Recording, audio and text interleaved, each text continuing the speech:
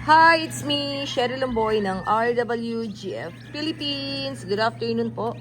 Ayan. From Western Pangasinan.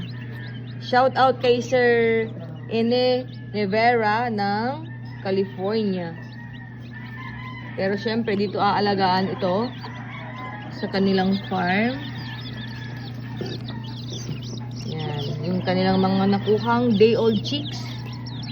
So, ito na po yung mga day-old nyo, Sir Ene. Salamat po sa tiwala.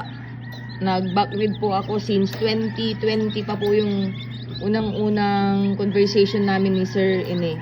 At ngayon sila nakakuha. So, thank you po sa tiwala. Good luck po. Sana po mapalaki nyo and maparami. Good luck and thank you. Thank you, sir. Alam. Ayan, thank you. I-comment.